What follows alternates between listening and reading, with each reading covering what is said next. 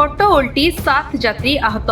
ଭଞ୍ଜନଗର କନ୍ଧମାଳ ସୀମାନ୍ତ ରଣଭା ନିକଟରେ ବୁଧବାର ସନ୍ଧ୍ୟା ସମୟରେ ଏକ ଅଟୋ ଓଲଟି 7 ଜଣ ଗୁରୁତର ଆହତ ହୋଇଛନ୍ତି। ଆହତମାନଙ୍କୁ ଉଦ୍ଧାର କରି ଭଞ୍ଜନଗର ମେଡିକାଲରେ ଭର୍ତ୍ତି କରାଯାଇଛି। ଭଞ୍ଜନଗର ବ୍ଲକ ହାତୀଗୁଡ଼ା ଗ୍ରାମର କିଛି ବ୍ୟକ୍ତି ଏକ ଅଟୋରେ ରଣଭା ରାସ୍ତା ଦେଇ ସୋରଡା ଯାଉଥିଲେ। ଏହି ସମୟରେ ଅଟୋଟି ଭାରସାମ୍ୟ ହରାଇ ଓଲଟି ପଡ଼ିଥିଲା। ଫଳରେ ଅଟୋରେ ବସିଥିବା ପ୍ରଭାସିନୀ ନାୟକ 36 ବର୍ଷ, ସମୀର ସ୍ୱାଇଁ 27 ବର୍ଷ, ସନ୍ତୋଷିନୀ ଦାସ 35 ବର୍ଷ, ପୂଜା ସ୍ୱାଇଁ 20 ବର୍ଷ, ଭୀମ ସ୍ୱାଇଁ 55 ବର୍ଷ, ଶାଲିନୀ ନାୟକ 6 ବର୍ଷ, ସୁଲୁ ସ୍ୱାଇଁ 20 ବର୍ଷ ଆହତ ହୋଇଛନ୍ତି। ଅଟୋ ଚାଳକ ସମୀର ମଧ୍ୟ ଗୁରୁତର ଆହତ ହୋଇଛନ୍ତି। ଦୁର୍ଘଟଣାର ପ୍ରକୃତ କାରଣ ଜଣାପଡ଼ିନଥିବା ବେଳେ ସ୍ଥାନୀୟ ଲୋକ ସେମାନଙ୍କୁ ଉଦ୍ଧାର କରି ଭଞ୍ଜନଗର ଡାକ୍ତରଖାନାକୁ ପଠାଇଥିବା ସୂଚନା ମିଳିଛି। ତେବେ ଏମାନଙ୍କ ମଧ୍ୟରେ ପୂଜାର ଅବସ୍ଥା ସଂକଟାପନ୍ନ ରହିଥିବାରୁ ବ୍ରହ୍ମପୁର ବଡ଼ ମେଡିକାଲକୁ ସ୍ଥାନାନ୍ତର କରାଯାଇଛି।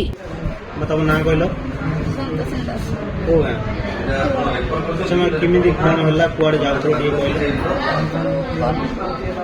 से सोडा रास्ता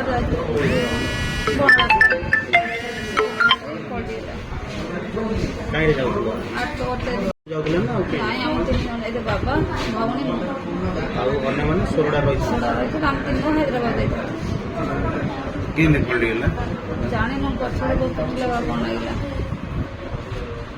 काहे रासलो मेडिकल एम्बुलेंस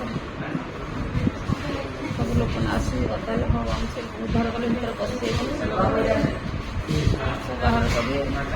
ଭଞ୍ଜନଗର ଗୋବିନ୍ଦ ଚନ୍ଦ୍ର ଗୌଡ଼ଙ୍କ ରିପୋର୍ଟ, ବିଶ୍ୱ ବିଜୟ ନ୍ୟୁଜ ଓଡ଼ିଶା।